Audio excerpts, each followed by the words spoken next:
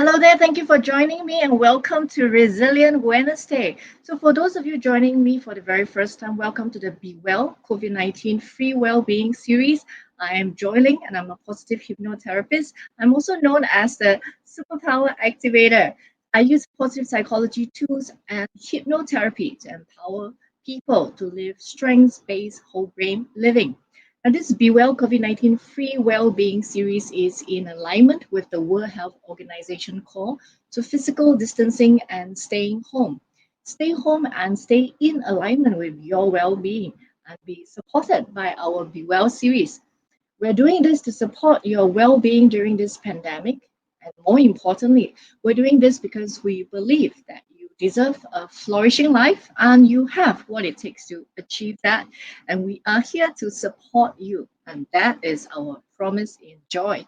So please share this Facebook Live right now with your friends so that we can all be well and be strong together. Now, this is how we're going to deliver our promise of support, and it includes a Strengths and Joy podcast, which is available on Anchor FM and on Spotify. We have a Facebook page. We are healthy, well, and connected despite COVID-19.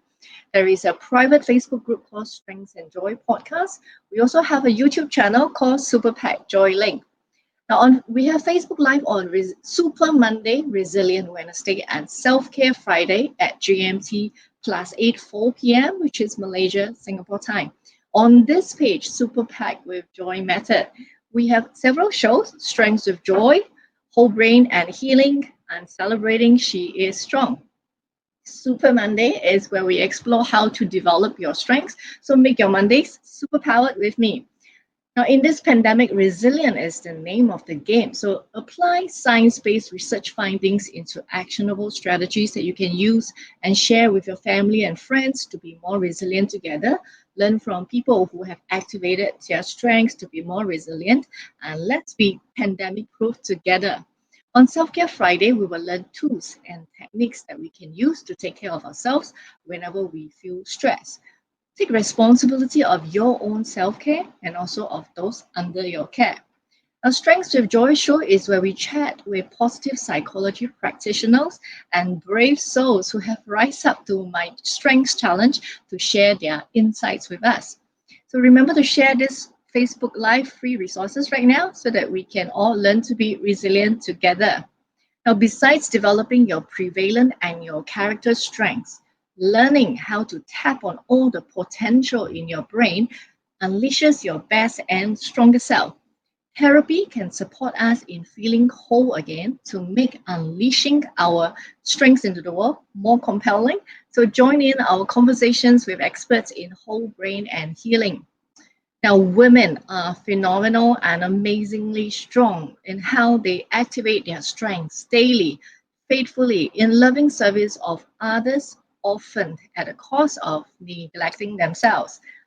It is time to celebrate the strengths of this phenomenal woman that we live with, work with, and come in contact with. Celebrating She is Strong show is an acknowledgement of their contributions to all.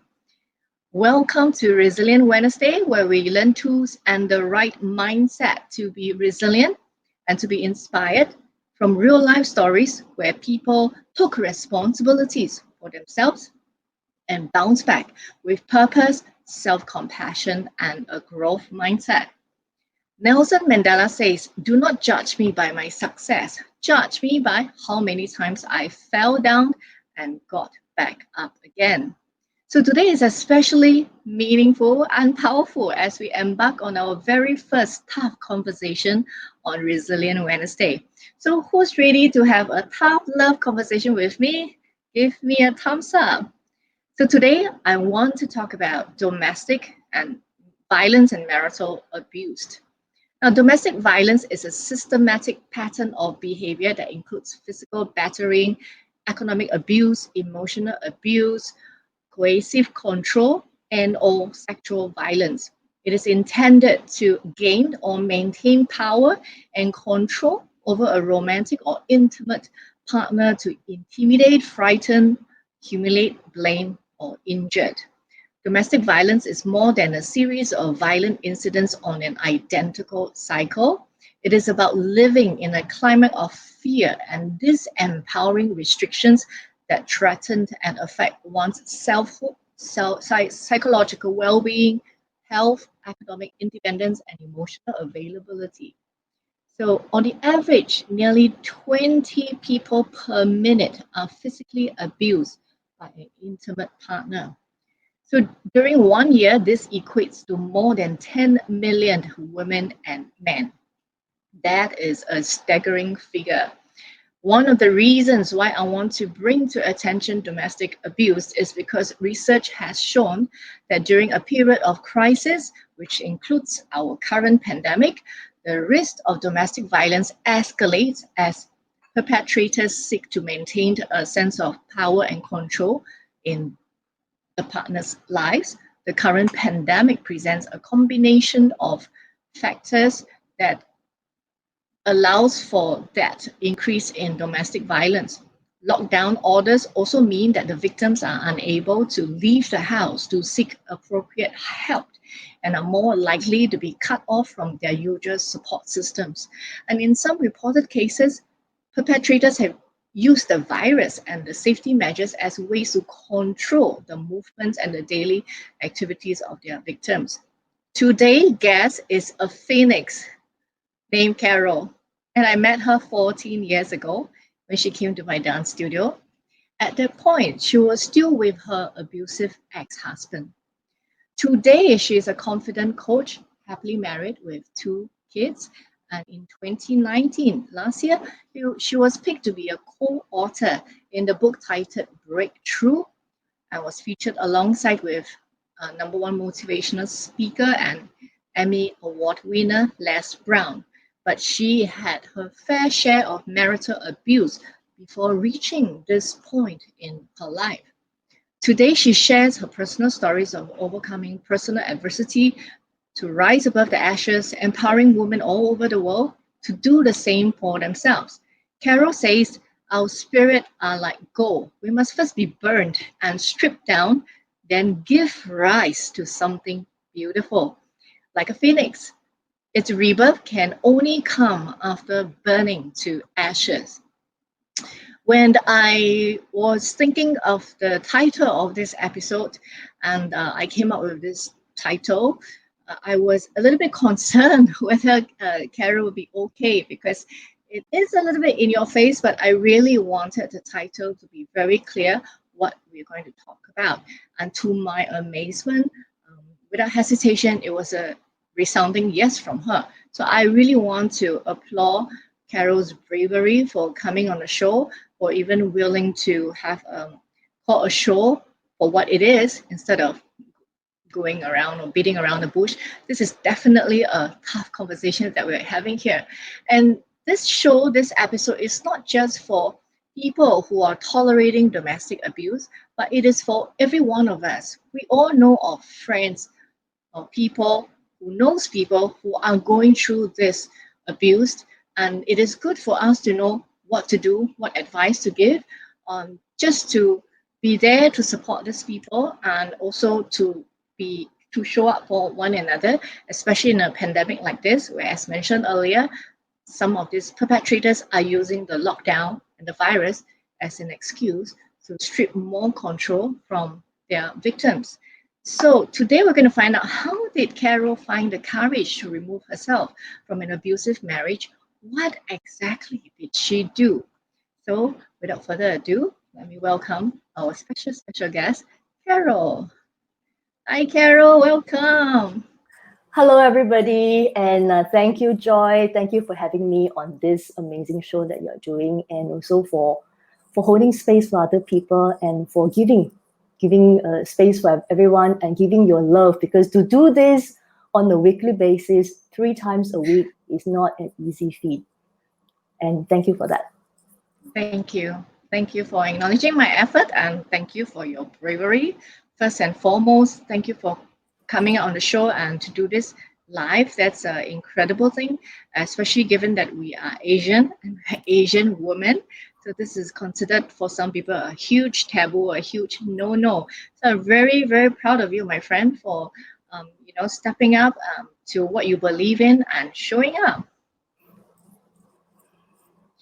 So, Carol, the first question that I'm going to ask you is, what is your purpose for coming on the show? Well, first and foremost, because I support the work that you do. In my line of work, I support the growth of women, and it's definitely aligned with what you're doing, trying to help women to find strength so that they can regain their superpower, find their superpower and be the superwoman that they are meant to be, that they are designed to be. So, and that's actually the reason why I said yes to it in the first place. And also because I believe that every single one of us are put on this earth for a purpose, and we all have a message to give to the masses. After going through what I've been through, I've come to realize that, this message is not about me. It is about being there to be able to support others. And by sharing my stories, I may be able to help another woman in need. So that's the reason why I said yes to come to this show as well. Thank you. Thank you for showing up for other people so that the rest of us can also realize the potential in ourselves and claim back our personal power if we have given that away. Okay, so we're just going to dive right in right now.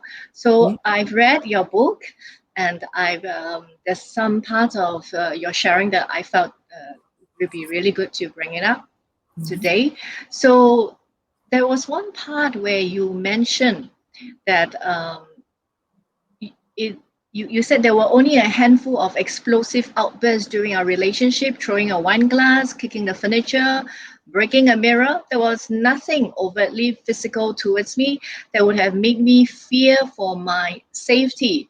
My personal first reaction when I already had alarm bells ringing, reading those few sentences, and I was kind of like amazed that you felt that, oh, but it's okay, I don't have to fear for my safety. So can you share with us what were you thinking during that time? What was going on for you? Well, the thing is, it never came across to me as it was abuse. To be very frank, because it's like, I was in this mindset that if it's a marital abuse, the first image that I have on my mind would be a battered and bruised woman, right? So this is actually from what I understand, and I later found out that this is actually how the society understand what a marital abuse is. A battered woman who or other spouses. Let's not exclude, because there are some men who are abused in their marriage physically. So that was the image that I had in mind. So for me, it's like, as long as he doesn't lay his fingers on me or lay his hand on me, then I think I'm alright. It is just a way of showing his frustration, and because everyone has emotions, so that's actually the way how he expresses his anger. And once it's over, usually he would just revert to his old self. And everybody needs an outlet. So that was what I saw, and what I thought was the normal thing to do. But I wasn't informed, and I didn't know that it was actually a red flag. It was something that could be escalated. But because I wasn't informed, I had no idea. So that was what I thought was okay. And all couples fight, whether if they're in a relationship or if they're in a marriage. We are prone to having disagreement, and sometimes you just kind of wrap each other up the wrong way. So I didn't feel that it was something that I need to be overly concerned about. And you also shared that words were his weapons. He started subtly and innocently a comment here and there about my hair, my makeup. He would pass it off as teasing, and then punctuate his words with a cheeky laugh. Yes. So would you think that, so again you felt that it's normal in a relationship for my partner to tease me like that? Because at that time I felt, I guess it's like, when that was how I was thinking. Okay, when we are in a relationship, you take constructive criticism. So I saw it that he's supposed to be the person who's going to be having my back, right? I'm married to this man. He's supposed to be the person that I should trust the most, especially I could entrust my life to. So whatever he said to me would be constructive, will be seen as a constructive comment, would be out of love. So when he says something about it, it means it's like, okay, something must be wrong. There's something that I must be missing out. And of course, at that time, I was much younger.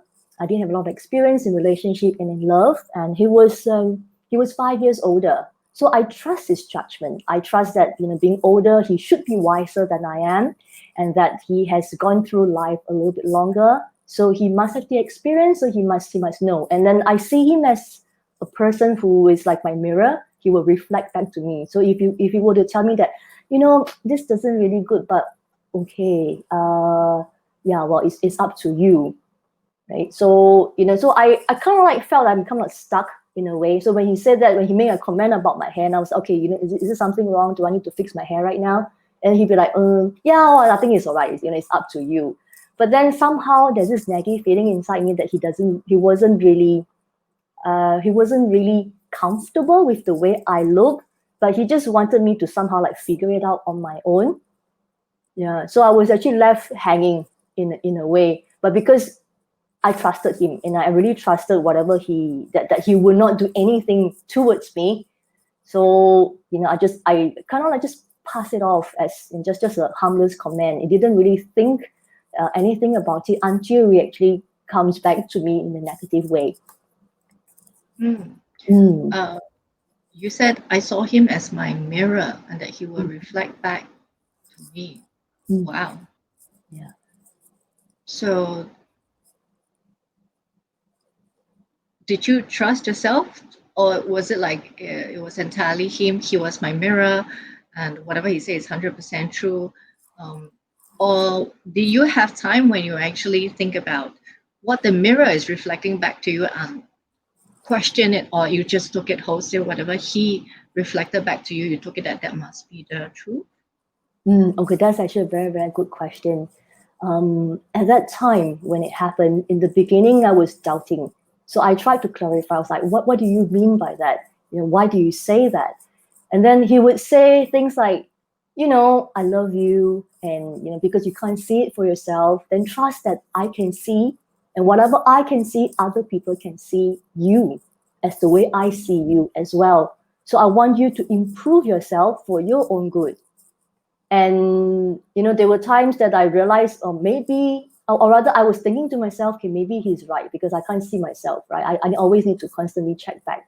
So eventually, I saw him as somebody who was going to be a reflection to me. He would be my mirror. Whatever he said would be kind of like, the Bible in a way, like the God's word. Whatever he said, that something that I need to follow. And also, a part of me, I didn't want to get into an argument or a fight. I hated that we have conflicts, because when we have conflicts, I will be in a horrible emotional state. And that, he would stop talking to me, and then the entire day will be ruined. So I would subconsciously, I would try to avoid that kind of confrontation. So whatever he says, I'll just take it as on face value, and then I would just accept it. I would just accept it. And the reason why I did that, now thinking back, was because I have a serious lack of confidence in myself. Now, again, that you mentioned, serious lack of confidence. Because growing up, I was taught, okay, I was taught, being Asian, I was taught that a woman's worth, my worth, is attached to who I eventually marry. So I was taught from young to study hard, so that I'm smart enough to capture the heart and the attention of someone worthy. But at the same time, I shouldn't be too smart. So there's this conflicting message that I've been getting. So I'm kind of like stuck in the middle, not knowing where I should go. And also, being during my teens, I suffered very bad cystic acne. And that totally made me lost my confidence. People would come to me, relatives would come to me and say, oh my goodness, your skin is so horrible. Have you seen a doctor? Do you get treatment and all? So it made me felt worthless, because if I'm not looking good, because I was also taught from young that I have to look good. A woman's job is to maintain her looks for her husband, so that she is of wife material. You have to be good at keeping the house in order. You have to be good at taking care of kids, and then most importantly, you have to look good for your man. So those were the messages that I received as a child. So for me at that time was, goodness, my life is over. I'm ugly. No one would want me. I'm worthless. And then suddenly this person just came out of nowhere, kind of like a Prince Charming, and then like a knight in shining armor, just come to me and say, I don't care if you have holes on your face. I don't care that you have scars on your face, because they will heal. But hey, you are beautiful and I love you just the way you are. So the first person who came in and tell me all that, the things that I wanted to hear, to give me validation of my existence, and I said yes. And to be very, very frank, now thinking back, I am still quite unsure whether I was in love with the fact that I found someone to marry and I can fulfill so-called the prophecy and the expectation of my family and the society, or was it that I was 100% deeply and uncontrollably in love with him? I think that this is a belief that unfortunately we, most of us, most Asian women, like we, in one way or another, we are taught that ultimately our goal is to be married off and to be a domestic goddess, and that's our value, right? Literally our value. Beyond that, we don't really have much value on our own. So cope with this societal expectation, conditioning, beliefs, plus the fact that he was the first one to actually show you attention with his charm and all. It's easy to see how you went that direction, and how so many before and after you, so many women also went that direction, because of society's beliefs that this is how Asian women should focus on in their life, their sole purpose in life, which is deeply dangerous. Indeed. You also mentioned that he was slowly isolating you. In your book, you said, I was slowly isolated from my friends because he said they were bad influence, would hinder my personal growth.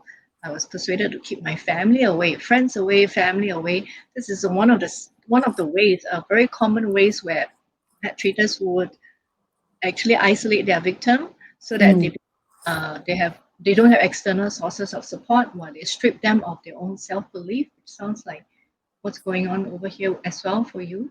Yeah, indeed, it was. And the thing is, like, come to think about it, and how it happened was, it was just very subtly and gently, and then it just suddenly I was just totally cut off from my family. Perhaps to cite an example, he would say that, but you're married to me now, you're Mrs. So and so, so you're my wife. You're no longer holding on to the surname of your family. So you're my wife, and so I'm your family now. That I should be in your first place, and I should take priority in your life. Yes, you get to see your family from time to time, but I mean, you've already seen them on a daily basis for your life before you met me. So now we are trying to build a life together, and we're going to be a one family unit. So why do you need to see your family? Why do you need to call your mom, right? And then at that time, it sounded like it makes sense. And even, it sounded like it makes sense. I was like, yeah, that's true. Okay, I'm starting a family with you now. So we have a family unit. So yeah, okay, it makes sense at that time. And I never questioned, because it sounded so logical.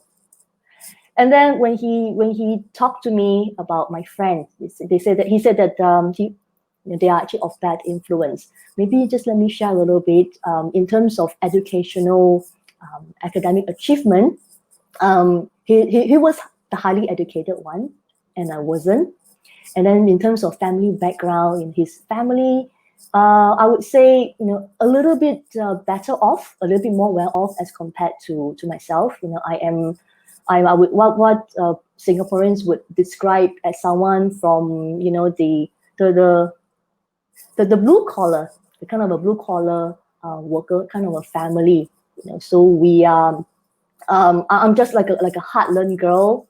I live in standard public housing, and I go to a local school, a not well-known school, whereas he's graduated from a well-known school and prestigious local university. So there was a difference. So, he said that in order for me to grow and be better, right, I need to isolate the people who are holding me back, which is my circle of friends. So he was very quick at that time. He was very quick for him at that time to actually just cut my friends out from, and he didn't even want to get to know them. And of course, it's like we were still pretty young. Still trying to figure out our lives. And at that time, my rationale was, oh yeah, that is true. I am the average of the 5 people I spend my time with. So, maybe he was right. I wasn't in the right state of mind to actually question. Neither was I, informed enough to wonder why, or to actually go and ask him, what was the reason why he would think of people who are around me that way. And to be very frank, all those people that I was friends with at that time, they're all successful individuals. It's just that, given the right opportunity, anyone will be able to rise and be successful, right? So of course, at that time, I just felt that everything just makes sense, because I don't have the words to describe. I just trusted him wholeheartedly when he told me that. And it also, when it was delivered, thinking back, when it was delivered to me, he said it in such a loving tone.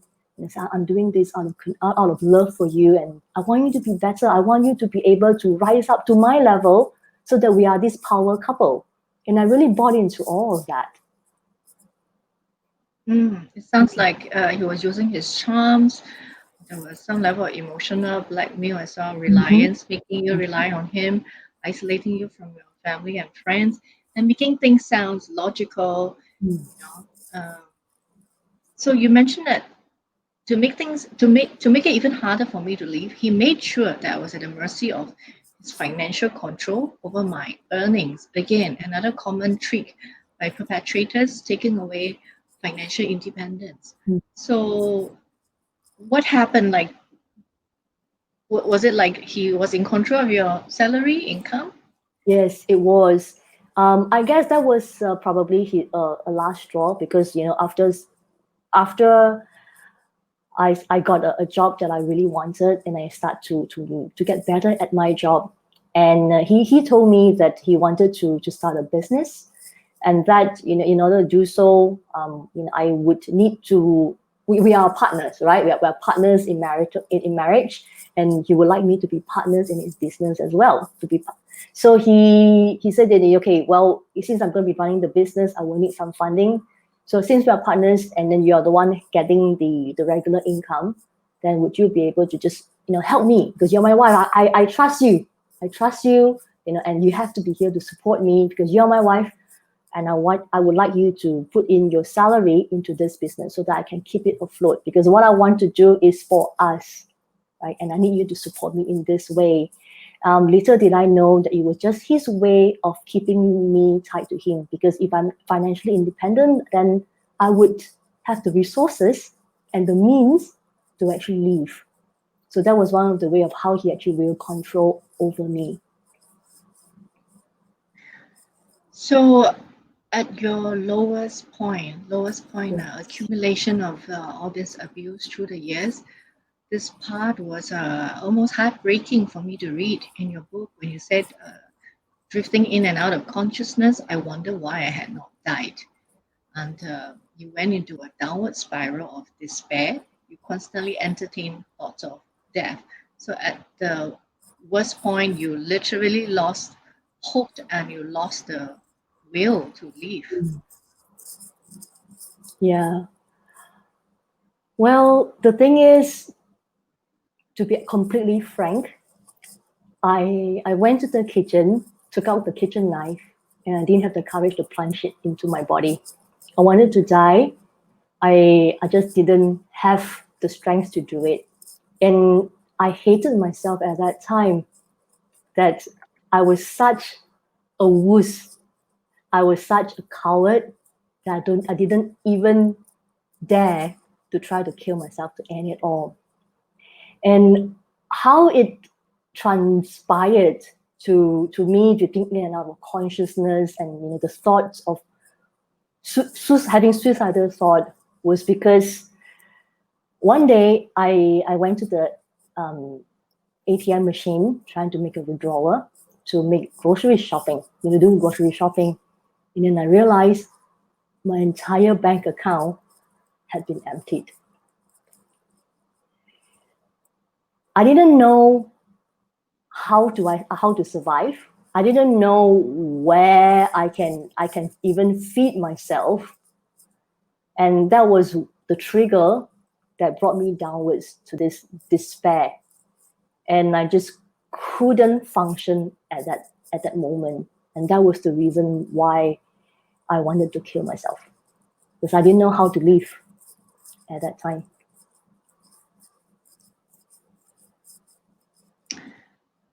You said that the breakthrough came when you heard this voice in your head that say, if you die, he wins. So suddenly you found a purpose, and you used your anger as a driving force for action. Yeah. How it happened was because I thought I should starve myself to death. Perhaps if I just go to sleep and I don't wake up, then this would be just a bad dream. And and if I really were to just die in my sleep, then at least I won't have any pain. And it just so happened that I was at this state that was drifting in and out of consciousness. I was at this state, and then suddenly I just hear this voice that says, if you die, he wins. Because this is the person who had emptied my account, who took the money and went on fancy vacations, fancy dinners with his girlfriend, the girlfriend that he ran off with. And there I am trying to kill myself.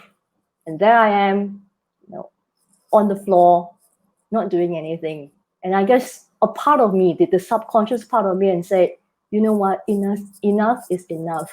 Because what am I doing? No one's there for me.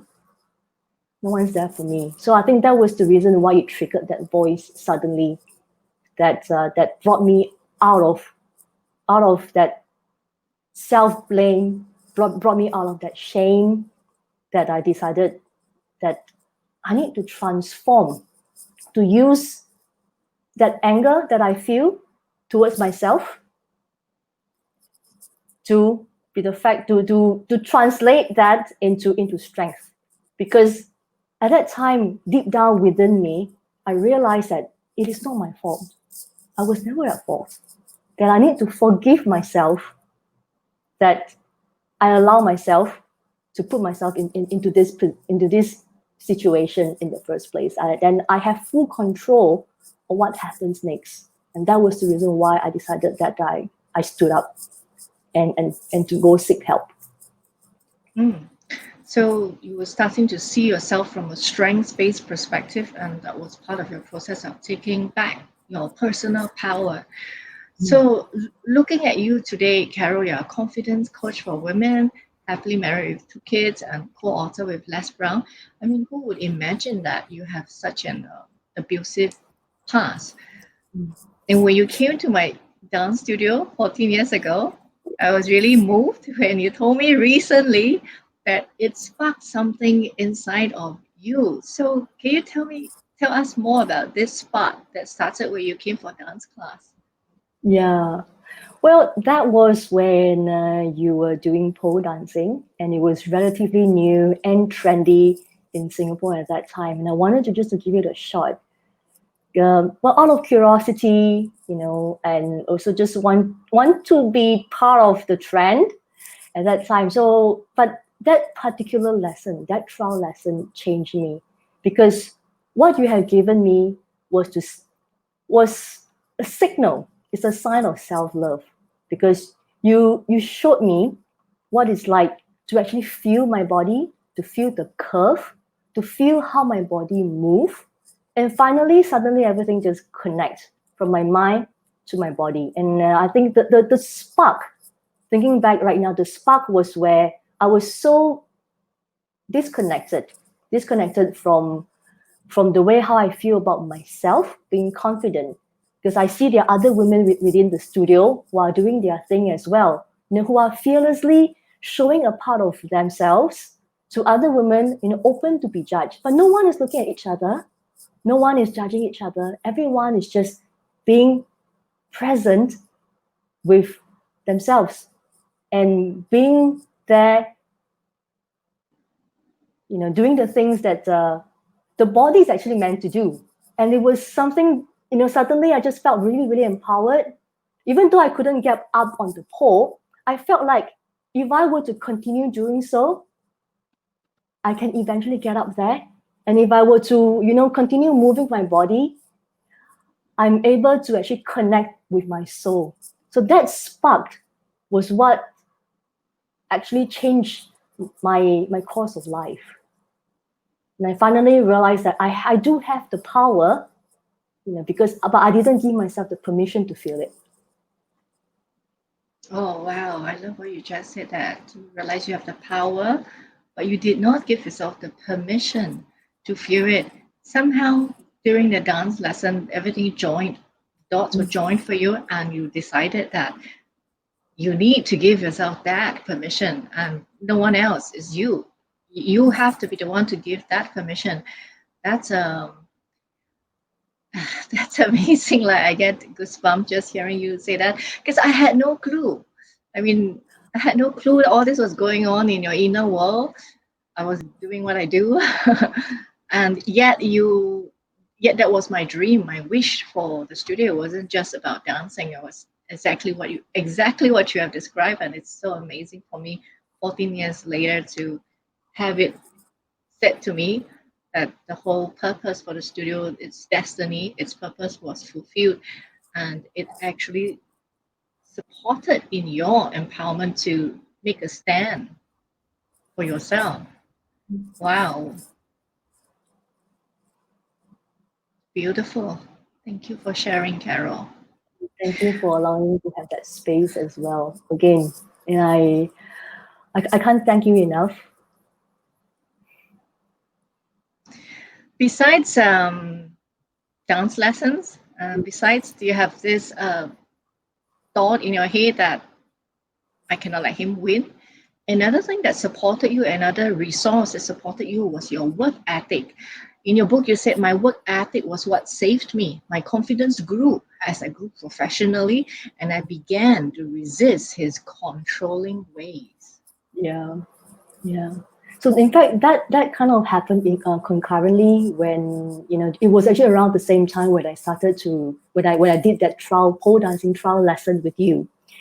Yeah, because I was required, because since I was the sole breadwinner of the family, so everything really dependent on what I bring in on a monthly basis. So I have to make sure that I am good at what I do, so I continue to be employed. So I decided to throw myself into a space to learn, to try and grow professionally. And as I did that, I realized that my confidence grew because my ability at work had been recognized, and people were singing praises of the work that I put in as well. And then when I felt that power as a woman, and also this recognition did not come from fellow women as well. It came from men. My boss who was a gentleman, and he gave me the recognition, and it felt empowering. And then I realized that, hey, this is something that I never received from the person who was supposed to be the closest to me, who was supposed to be my biggest cheerleader. And then I started to question whatever information that is coming my way from him. I started to question and ask myself, should I be listening to this? Is this helpful to me? Is this really constructive, or was it is there some kind of underlying meaning to this? And I started to ask and kind of like fight back, because when he said something to me, I was like, hang on a second, could you elaborate a little bit more so that I understand what you're saying? And then he didn't like it. And when I signed up for your pole dancing trial class, I didn't even tell him. I was like, I just want to give it a shot, to see how it feels. Just for the fun of it. It's a trial class anyway, right? I can choose not to actually sign up for full class. Yeah. And somehow everything just kind of like just adds up. And then I just come into a space that I realized, I as I mentioned, I given myself that permission. It just happened. It just happened. So slowly you grew stronger, you were doing well at work, that grew your confidence, and then Mm. you starting for the first time to question what he said to you. Initially, he was like your mirror, and you didn't question, you trust him 100%. Whatever he said must be correct. He was like, yeah, to use your words, the Bible. But then as your confidence grew at work and you were getting like really positive, authentic affirmations that you were not getting from him, that was when the beginning of doubt, where you start to question what he's saying to you and what he's doing to you. And then there was a series of episodes, and then you went for dance lesson, your body felt good, your body and mind connected, and all this, and then your own values, your work ethics, and all this accumulation of inner and outer resources started to build you up, and you started to feel strong enough to walk out of that relationship. So at the end of your sharing in your book, you mentioned that there was 3 points that you were giving advice. First was to have support and help. Um, no one should go through tough times alone, creating your own internal support system and consider professional help if needed. And also the importance of processing your feelings. How did these strategies support you during that time? Mm. Because I was alone for so long and I needed some kind of affirmation. So the first people that I went to was my family, my parents. And I said, I don't know who I am anymore, but I don't know if I'm lovable. I have been horrible. So would you please just tell me what is it that you see in me? Like, who am I? And I went back to my girlfriends whom I trusted to ask them what was the attribute that they can see in me, because I'm totally lost. So they were able to affirm me, because these are the people I know that I knew and I also trusted prior to that. And sometimes, for us, we need to hear that. We need to hear that. And that was what I did. And a friend of mine did ask, okay, did tell me, she said, well, I can hear you out, but I'm not trained professionally. Perhaps you might want to consider seeking professional help, like a counselor or seeing, a psychologist somehow to actually to process what you're going through.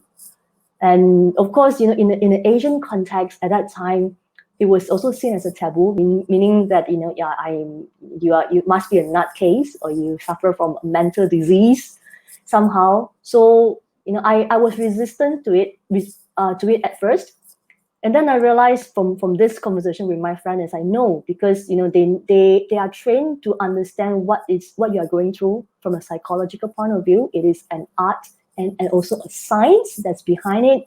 Then you'll be able to process your feelings even better, and you will be able to go into a journey as well to self-betterment. Because once you're aware of what you're going through, then once you're able to put somehow some sense and understanding what's going on, then you are able to break through. And that was what I did because of the support of people who genuinely love me, and also my friends, who are women who generally want me to grow. And then that was also one of the reasons why I'm doing what I'm doing, because I received so much support from fellow women. And the powerful of this women coming together is just incredible, for the lack of better word, incredible. Mm. You also brought in another point about self-sabotage, about being kind to yourself. Can you share more about that? Yes. I went through the whole process in the beginning, was being very mean to myself. I was very hard on myself. I couldn't forgive the fact that how I was telling myself, how gullible were you to believe his lies? How, you are so stupid. You're so stupid to not to question him. Yeah. How could you to give him access to your bank account? And I was angry at myself because I realized that I let it all happen. I could have stopped it anytime during the 13 years we were together, but I chose not to, because I didn't want to get into a conflict. And at the same time as well, I was also doubting whether if I'm worthy, being so stupid in the past. So will I make the same mistake again? And I wasn't very kind to myself. And so sometimes there are certain things that I'm trying to do, like, trying to expand my social circles again, to go out with my friends and get to know the opposite sex. I get to know more male, to try to prepare myself to date again. And I was wondering, it's like, would they see this? Would they see this and then will feel that I'm just a shell? Because that was what I was taught. I was taught to believe that you are nothing up here in your mind, and that I'm not educated enough, that I'm not lovable enough. And so there's this fear. At the same time, there's this shame as well, because I went into online dating. I tried online dating. And then I want to be very honest to the people that I'm going out with, to say, or rather I'm chatting with, to say that, okay, why am I in this dating platform? The reason being, I'm divorced, so I'm looking to move on. I'm ready to find love again. And then of course there are some comments that came. Oh wow, I wouldn't expect someone who's as pretty as you are to have gone through divorce. So what happened? And as I open up, then they're like, oh, okay. So the conversation just stops there. And I at that time I felt that I was unwanted goods, because again, it's this Asian conditioning that once you are divorced, you're damaged. So I felt I was a damaged good. I wasn't worthy of anything. And then because of that, I also realized that I started to look at men who are, who were kind of like certain attributes like my ex. And and it was just suddenly I just realized, oh, hang on a second, I'm actually looking for another him, and it's not healthy for me. So, and it's very, very easy to fall into that, because I was so conditioned and I was so comfortable with the kind of that kind of man. I mean, there's nothing for me to benchmark against. Yeah. And then it is also through the help of coaches as well, and I was able to realize and reprogram the way that I think, and to be able to start loving myself first, because I realized also through the coaching that if I'm empty, I have nothing to give. So I need to start to fill myself. So, and stop sabotaging, and have to actually listen to my inner voice, listen to this female intuition that we are all born with, to listen to the inner voice that's telling us what to do. And when I start to reframe and stop thinking negatively about myself and loving myself more, then I was able to step out of that and to find someone who is worthy of me. I love that self-awareness you had when you realized, wait a minute, I'm starting to look out for men that's essentially like him that I've left. And then after that, using coach to support yourself, increasing your personal agency, you took steps, you took action to, firstly, there was this self-awareness, and then you act on it. You get external support, as you mentioned earlier, professional support. I love that. Now, when you look back at that Carol, what would you have done differently? It might sound very cliche. I wouldn't change a thing.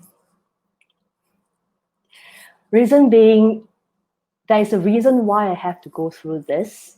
As I mentioned earlier, I believe that we're all here for a reason. We're all here to bear a message. And that was what I had to go through in order to be able to relate to the experiences of the women that I'm trying to support right now. Because without going through, not being able to understand the whole site, the whole experience, and also, not being able to walk the talk, then I will not be in a space to be able to support the people that I want to serve. What would you want to say to that Carol? I guess I would say, things would be better. Yeah. Everything happens for a reason. You may not see it now, but the dots will only connect when you look back.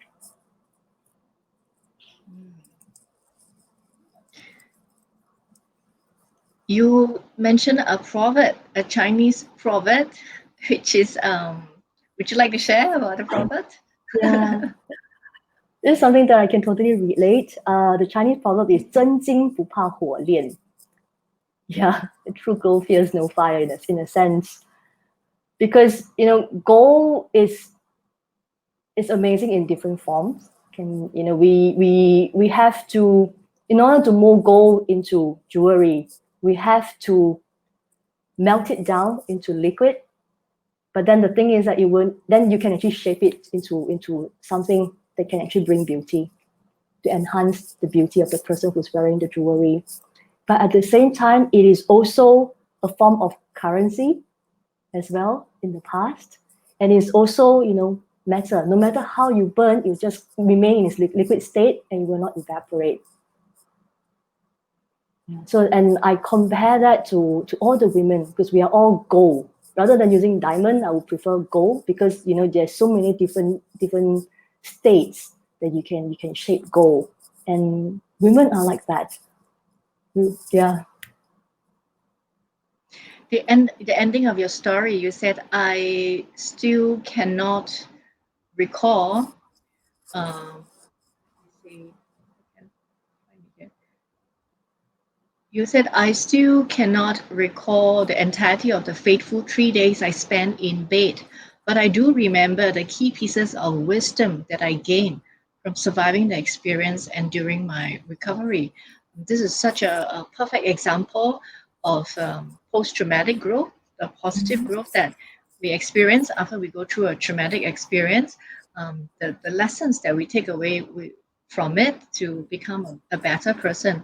So, in fact, research have shown that between 30 to 70% individuals who experience trauma, they always experience positive change and growth from the experience. So, which is makes me think of what you said earlier. I will not change a thing because of what had happened to me. I can relate to the woman that I'm supporting right now. And I want to share with you that the woman that you're supporting, the work that you do is so important. And the fact that you are supporting other women, as you've already experienced from the beginning, because that helped your process, there are also women who support you. That was your conviction for being a coach today for women. So I want to tell you that we all, I mean, even though there's a big gap between our friendship, but nevertheless, we've known each other for 14 years. Amazing, amazing. From the woman who walked into my dance studio to the confidence coach today. So I really want to celebrate you, your phenomenal self, and your courage for coming on the show, and the purpose that you have set for yourself. This path of being a confidence coach for women. I want to celebrate you, not by myself, not even just with the audience. I want to celebrate it with someone else who wants to join in this celebration. Thank you. I'm humbled. Thank you. So I would like to give you a gift. You have already given me a lot.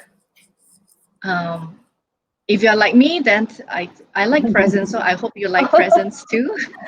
Okay, thank you. So for this presents, I need you, Carol, to close your eyes. Okay. Don't worry, I won't do anything to you, even though I'm a hypnotherapist. I promise I won't do anything to you. Okay, close I your have faith eyes. in you. Okay, awesome. Okay, so keep your eyes closed. Okay, you can open your eyes now.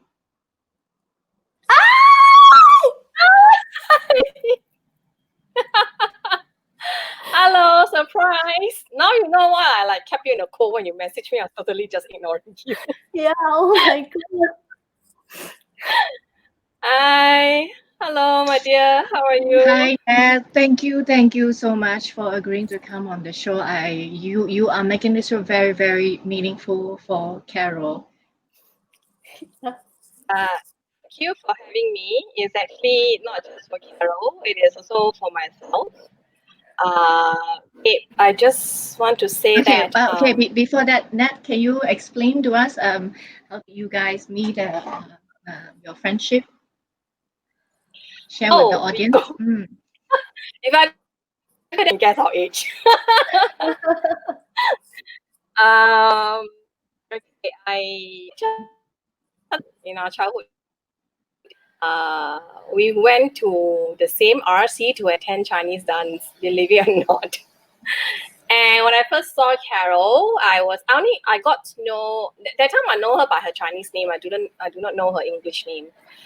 So I was like, wow, she's so pretty, she's so tall. Because at the young time she's really quite tall. So I was like, and me being the hobbit me, I was like, she's so pretty. And no, don't worry, there was never any jealousy. It was actually envy and nothing but envy. And I told myself that, oh, I want to be like her. You know, she's so pretty, she's so well spoken, she's slim, she's yada yada yada yada. But unfortunately, we lost touch for whatever reason I can't remember. And I think it was only like a few years ago that one of our mutual friends actually hooked us up. Because that mutual friend, being a Germany, she know Chinese. She was actually, one day she messaged me, hey, Nat, do you know this person? And she typed in her Chinese name. And I was like, huh? I was like, yeah, how did you know her? And how did you know her Chinese name? She was like, oh, she's a friend of mine. And that's how we got hooked up. And I think we met in person.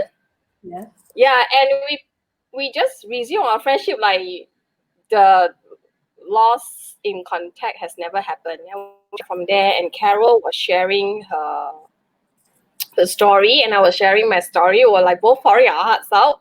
And I guess that's where we started to get reconnected, even though we don't kind of like speak every day. But I'm truly glad and very happy that we are able to pick up where we left. And also through these 2-3 years, I've actually saw her grow.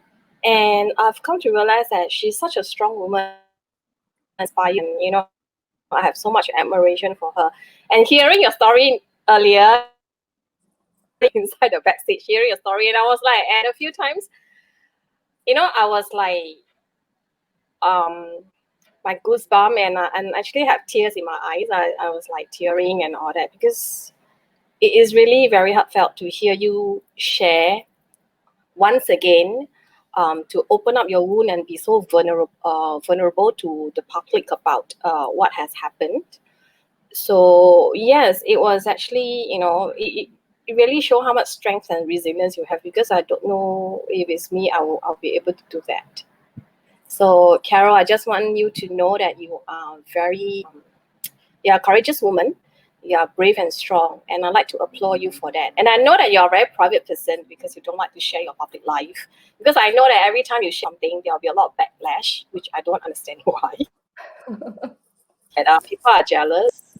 So, or for whatever reason, maybe I'm not the best person to comment on that. But for whatever, I strongly believe that committed to dislike you, no dislike you. So I'm very glad that you actually ignore the naysayers and come out to tell your stories, because you have no idea how much your story inspired many people out there. And many people out there, they are not able to speak up. It's either because they have a voice, don't have a platform, or they just feel very ashamed. And to be afraid is very real, no matter what other people say. So because you are the one who's been through under the bus, you live your life. Nobody else actually does that for you. So your feelings are very real. It's very real to you. And I can see that even though after it's been so long, it is still, you know, very painful to actually rack up the past and to have to speak again. And every time you speak about it, you actually rack up your wound once again. You split open, you know, your healing part, and then you actually have to reopen. And because and I understand that you did that because you want to share, not because you're trying to gain attention, because I know you're not that kind of person. So I really applaud you for that. Thank you. Thank you. You made me cry. Sarah, you want to say something to Nat? Yeah. Well, I was so surprised to see you here. I wanted to thank you that you have given me your trust and you put your faith in me, and that, you know, you are one of my biggest cheerleader. With friends like you, you know, having my back, I think I can do anything. Thank you for that. Thank you, Carol. I think I should be the one thanking you, because ever since we get reconnected, you have always been very encouraging to me, despite that you lead a busy life and also that you have so much pain. But you're always able to move past that, to give your support to whoever is needed. And I'm really amazed that you get yourself actively involved in a lot of different platforms just because you want to empower sisters all around the world. And if your story is able to save somebody, then yes, you don't mind to go through that pain again. That is something very, very encouraging, and it is really very brave of you. I have no other words. And thank you for accepting me as who I am, because we both know our stories. So yes, I know I get on your nerves at times, even though you say that you don't say that, because I'm not an easy person to live with. Okay, so to speak. And but thank you for accepting me as who I am and not changing me. So it is me who should thank you, and I appreciate you and I love you. Yeah, can I just set the record straight? You don't get on my nerve at all. I just love you for who you are. It is true. It is true. But is it okay that I share a little bit why I decided to come out and come clean with my story? It was because after leaving me, my ex-husband went on to marry somebody else, and the violence from emotional abuse actually escalated to a physical one. And for his second ex-wife now to reach out to me to ask me for help, I felt like I could have said something to prevent her from going through what she went through. And that guilt that I felt at first was what pushed me to come out and say something, because another woman can be saved. I could have saved her life. I could have saved all those trouble that she had to go through right now. Yeah. I mean, I don't call myself a savior, but I just hope that by sharing that, somebody who's in a emotionally abusive relationship will be able to recognize the signs and find it in themselves, to get out of it before it gets too late.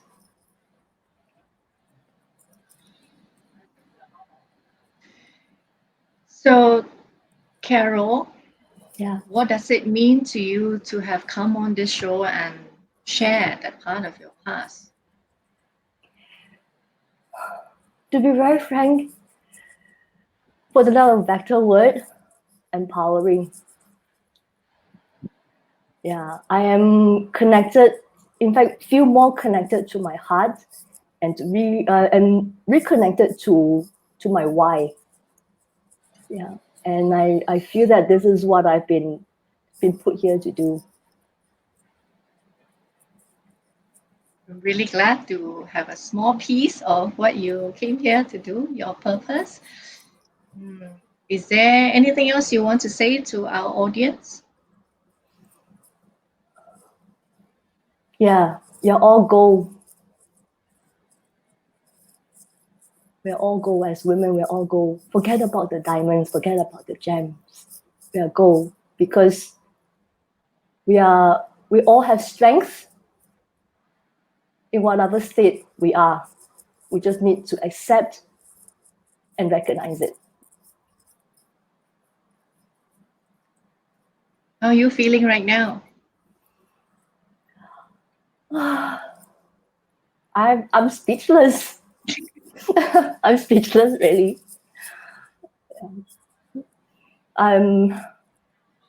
Besides the word empowered that's coming on my mind is I'm really truly thankful for this experience. Right? And this is probably one of the most amazing 1 hour that I've spent with you, Joy, and with you, Nat. Oh, you mean the pole dance class now don't count? This is replacing it totally, 100%. Because right now we're doing something together. So at that time I was your student. Right now we're doing something together, and I can really feel the power of us coming together and really joining hands and supporting women for something for something which is a greater good. Yeah. I just want to share that Ochin wanted to come in, but she is having challenges to get away from work. So unfortunately, she can't. But I want to put it out there that she made an attempt. So I want you to know how many people are showing up for you. I would like you to anchor that. That's how significant you are to others and how important your work is. We all want to celebrate this amazing, resilient Carol today. You've come a long way, and we love you for who you are right now. Thank you. I love you too, Joy. Love you, Nat. Okay, so at this point, I'm going to share about a 30-day strength challenge. I think it seems appropriate right now. So this is for you, audience. What kind of a breakthrough would you have after 30 days of focused strength training? And who would you become after 30 days of focusing on who you are at your best? So join me for a 30-day strength challenge and be guided with resources to unleash your stronger self, activate strengths-based living, learn from other superheroes, be supported, and be held accountable for your inspired action. So I'm going to share a short strengths video about the challenge right now.